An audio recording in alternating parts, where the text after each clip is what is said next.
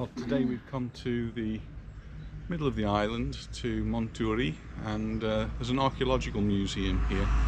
So we're going to find out a little bit about some of the ancient history of Mallorca.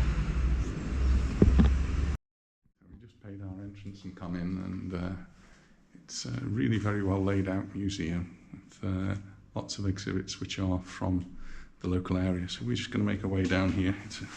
It's in an old mill. So it's just a little bit up and down.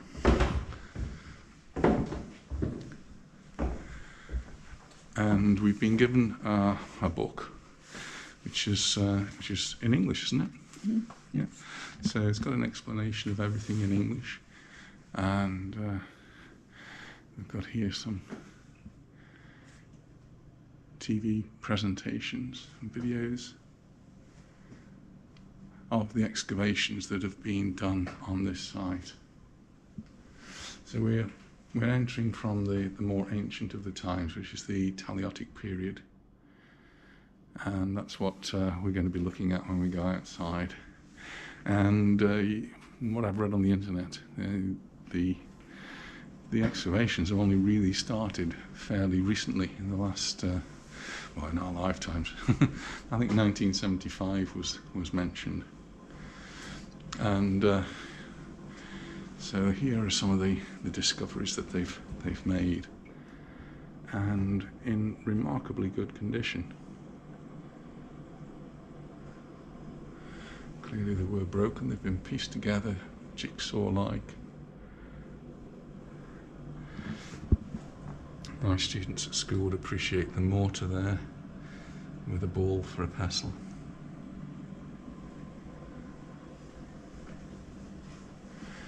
And then some of more of the tools. There's another mortar here. Bones that have been used as tools. And then how the pots were made from the clay.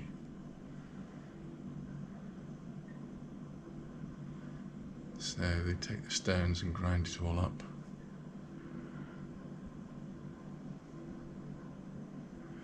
And make the pots.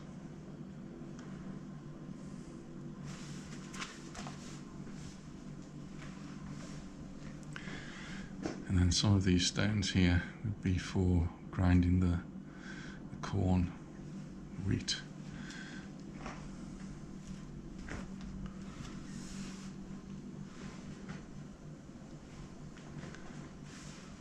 Really quite impressive pots that they've managed to rescue from this site. It's huge ones here.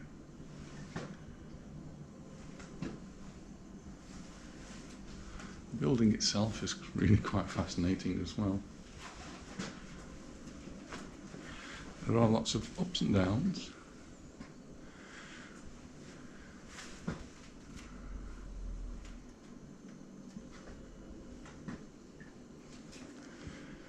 They do school trips here as well, so I'm guessing these are some of the exhibits that they get out to show to the children. Lots of bones here. There's one of the pictures I've seen on the internet, hanging an animal and gutting it. So as we move through the museum, we actually move through time, and it's always the hard things that remain from archaeological discovery. So the pots and the stones and some of the tools.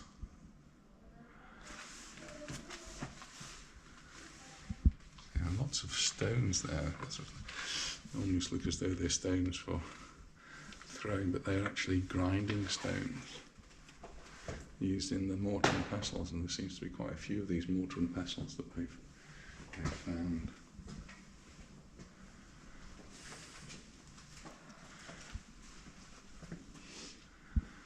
And quite famous on the island for hunting.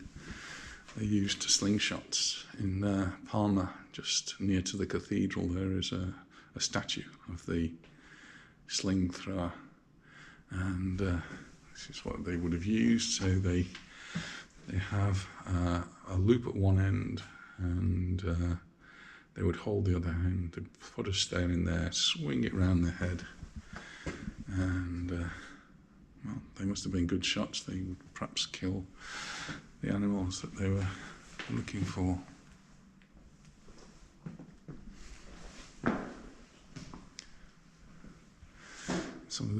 Some of these, the pictures are of things that are not found locally. So the bull there was found in Llucmajor, and the statue there in Sineu. But the actual pots are all from this site.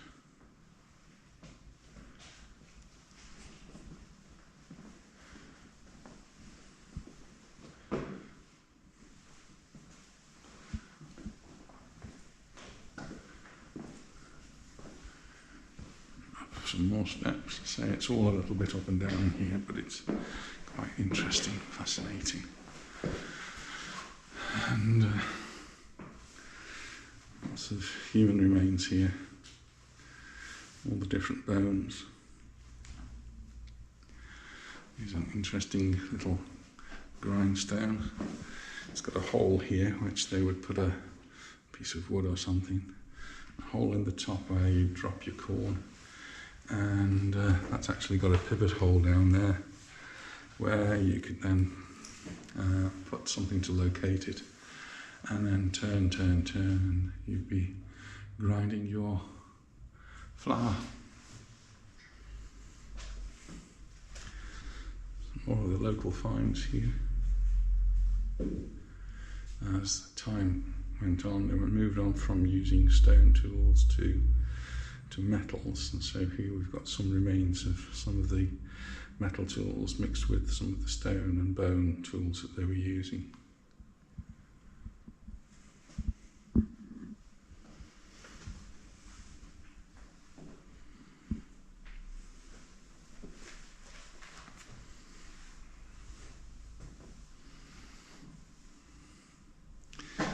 And some of them are actually quite ornate. Some decoration here, little bumps put onto this one.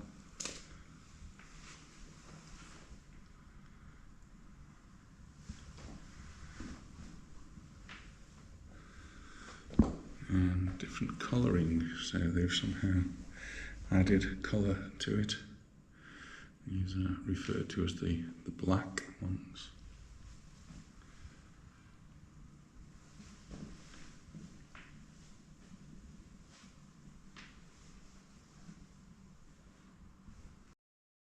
A large museum, but it goes through quite interesting times from 900 BC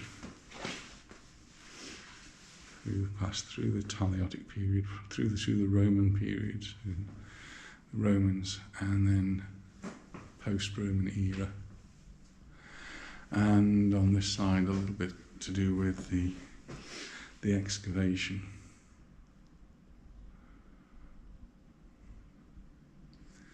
Which started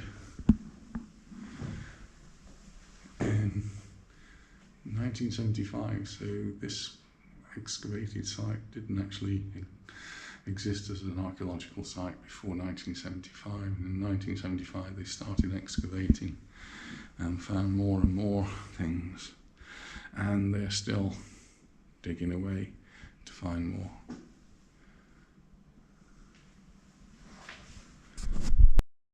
Come outside now and we'll have a look to see what we can see here. As you see, this is the windmill, which is housing the Archaeological Museum,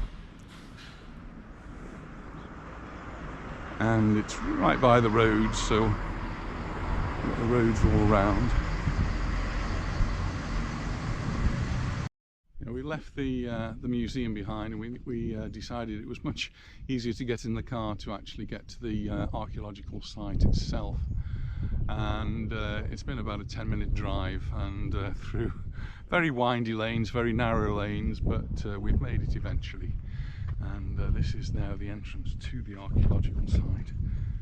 A little bit reminiscent of the one we went to in Arta during the summer. says it's very unstable, so be careful. Very unstable. There's a picnic table there. We forgot to bring our picnic today. So we come out.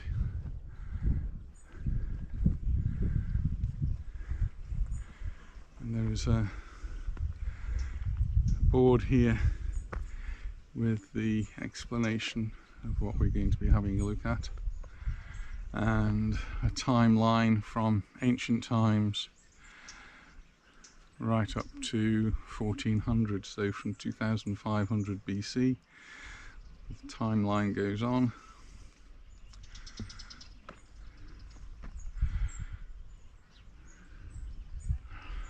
But the time for this particular Teleoct is from 900 to 550 BC.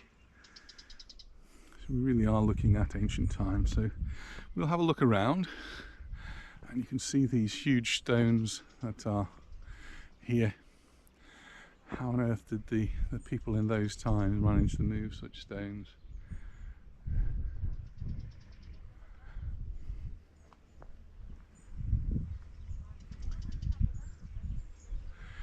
We follow a path down through here.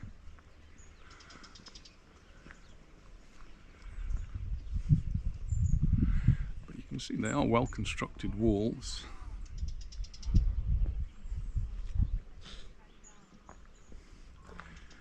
And as I said in the video earlier on, the excavations here didn't actually start until 1975.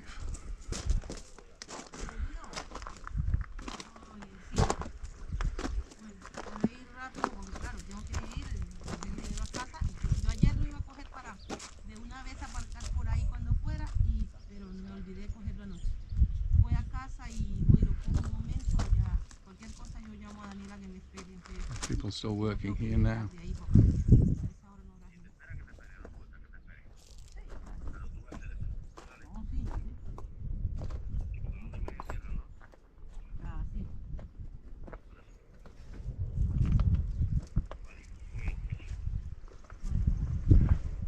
In the centre of these rooms you can see there's a stone here. I've seen that in some of the other ones, and some of the illustrations that I've seen, that those stones are actually piled one on top of the other, and they form a centre for logs to be put across, and they would then provide the roof.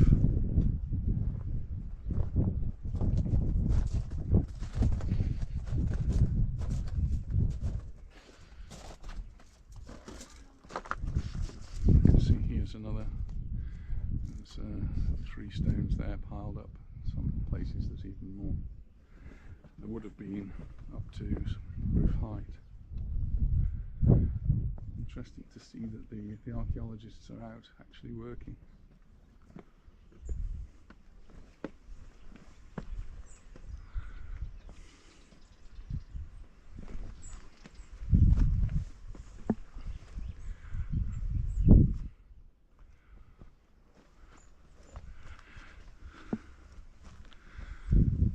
Like the seat.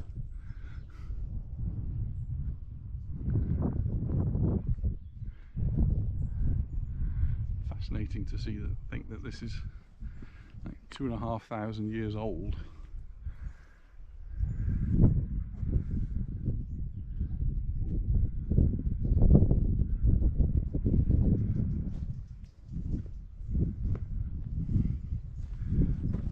Clearly a lot of painstaking work to be done, all done by hand. You can't bring big machines in to do most of the work. It all has to be done very, very carefully.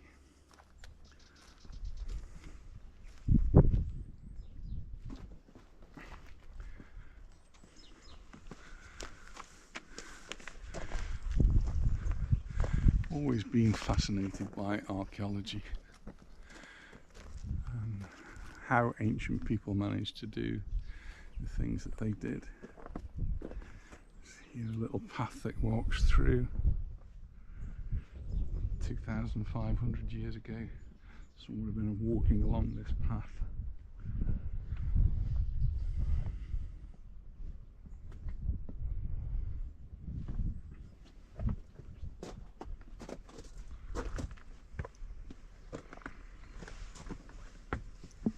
Careful.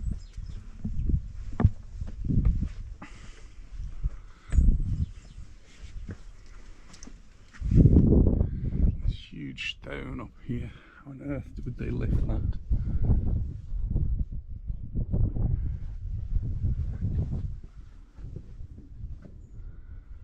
And you can see some more stones over there. That central stone there be providing support for the roof. And this, what would this have been? I don't know. Some store.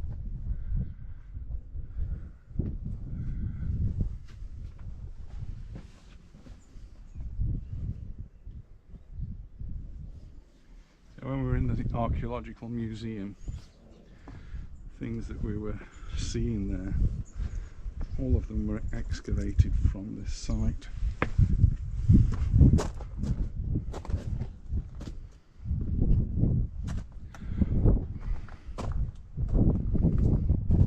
See shapes here.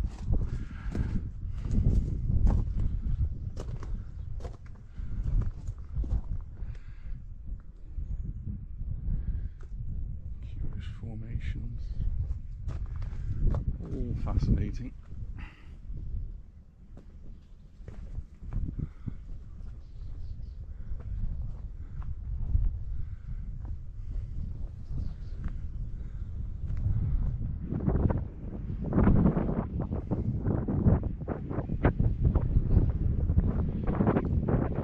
This particular Teleoct lacks a side entrance.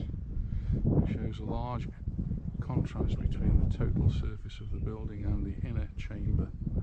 This is owed to the significant architectural restructuring which had to contend with serious setbacks in its execution. Structural errors are still visible in the northern facade, where ancient collapsed sections were partially repaired.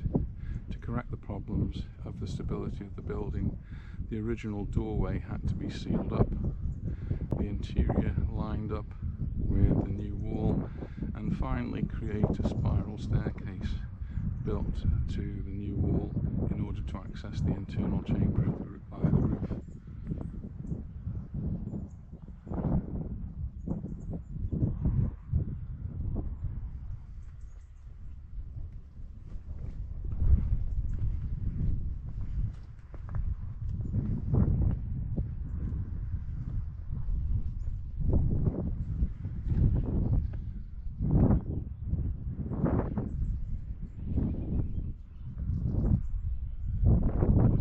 To scramble around to have a look at all these different things.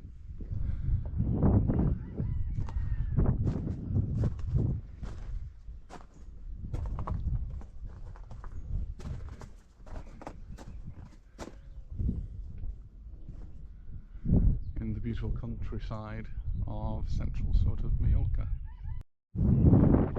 So it's just asking me where they obtain their water from. I really don't know. I imagine they dug wells.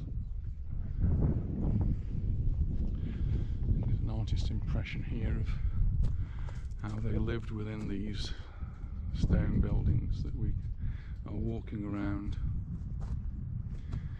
With a surface area of 45 square metre, it is the largest and best preserved of the Talayotic houses, which you can see in front of us, accessible via a staircase linking the outside of the largest of these living quarters. It was well lit and suitable for processing hides and making bone points or pottery.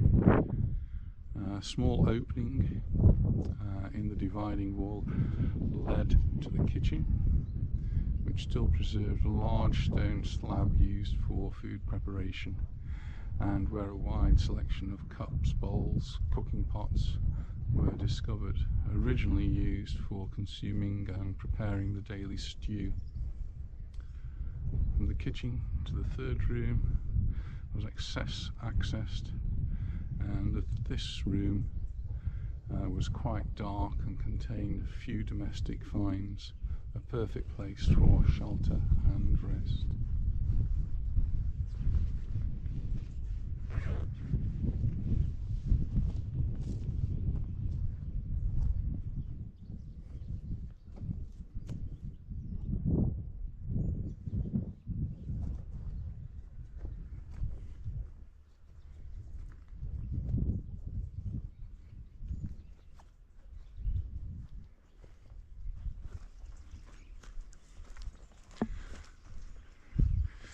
reading on the internet is saying that only a small fraction of this is really being excavated so far, so there is lots more to do.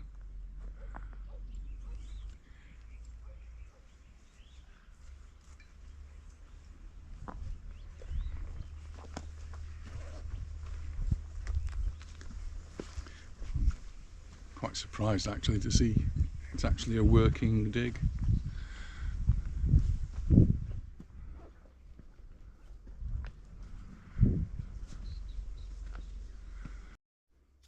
So these are the parts we've just been walking around, and this is where we are now.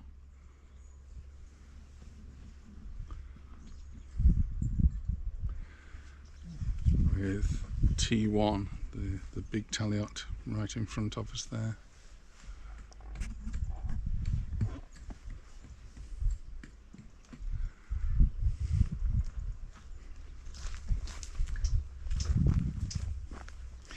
Did say that there'd been some damage and that stones had been taken out and reused, and that makes the archaeologist's job that little bit more difficult, because I'm not sure where the stones were originally, because they've been moved from one place to another.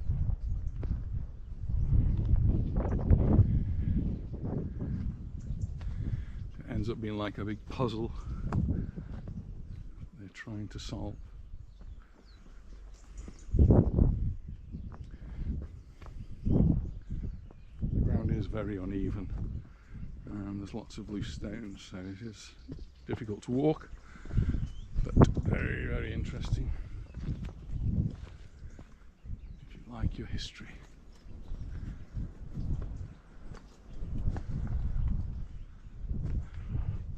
More or less now to where we started. We've done the circumnavigation.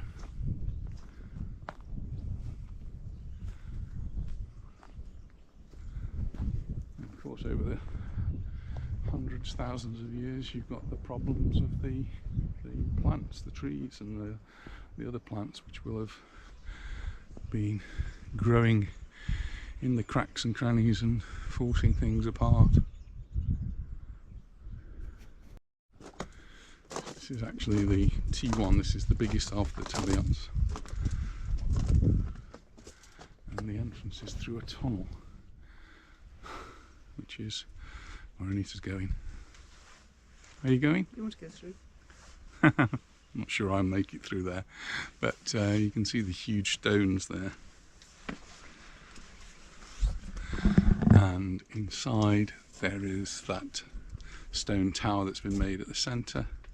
And that would be supporting the beams, which would be supporting the roof, which went onto the top of it.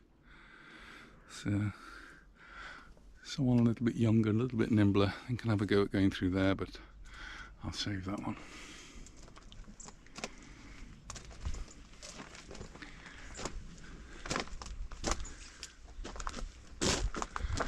Well, fascinating for me, not quite so fascinating, I don't think, for Anita. It was. But really interesting bit of Mallorcan history, which you come on holiday to Palma or Magaluf or Piensa and you probably miss a lot of the history of Mallorca, but it's got a wonderful history. So thank you for watching, and give us a thumbs up, subscribe, and we'll see you in the next video. Bye for now. Bye.